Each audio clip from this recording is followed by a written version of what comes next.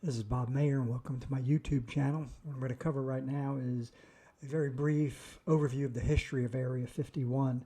You've probably heard about it, you just don't know where that name came from, where exactly it's located, and what exactly is going on out there. In 1942, an auxiliary airfield was established at Groom Lake in Nevada. It's about 83 miles northwest of Las Vegas. And the term Area 51 came from the location designation on the map. If you've been in the military, you know a lot of times military installations label various areas on the map. And this one got the label Area 51. Real simple, nothing devious about it. Here's where it's located. If you look right in the center there, a little bit to the right, you'll see Area 51 in Groom Lake.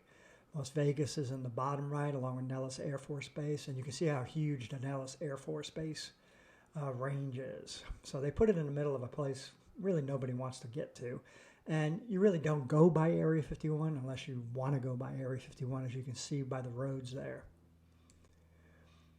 The land to the west became the Nevada test site where 1,021 nuclear weapons were detonated. 921 of those were underground. So you really don't want to approach Area 51 from the west. That's what it looks like there. And it's pretty desolate, and there still is radiation out there. Groom Lake facility out there, it's been highly classified for a long time. It has a lot of different names, Paradise Ranch, Dreamland. I was going to use Dreamland originally as the title of my first Area 51 book, but my editor said it sounded too much like a fantasy story, so we changed it to Area 51. There's a note from the Air Force about it back in 1998. Denying that it exists. They've since then officially acknowledged that Area 51 exists. Not exactly what goes on there, though. Some workers are flown in daily from Las Vegas to Area 51 in an unmarked jet. A lot of people are stationed there. It's just easier than driving all the way out there in the desert. That's a long drive from Vegas out to Area 51, and I've done it several times. We do know that the F-117 stealth fighter was tested there, and some people saw that, or the B-1 bomber. Thought those were UFOs. There's rumors of even more advanced aircraft, and I'm sure there are. I mean, they're always pushing the edge. And Area 51 is so remote that it's a good place to test bed new aircraft. You know, that's right there. You see what they call the Aurora multi-Mach plane. They're also going to be testing UAVs. One interesting aspect is that an unmanned vehicle can actually do faster maneuvers than a manned vehicle because the G-forces involved.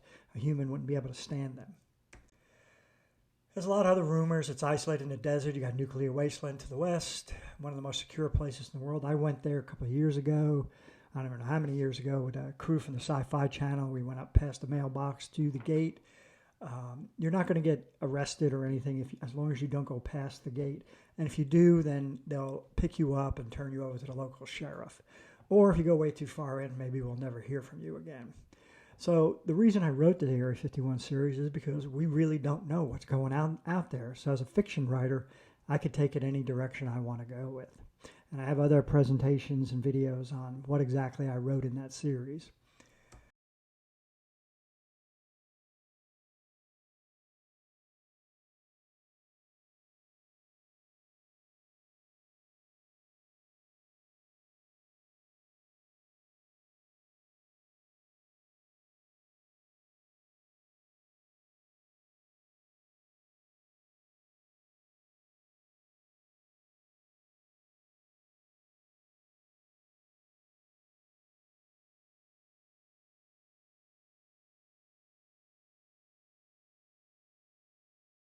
This is the first book in the series, the current cover.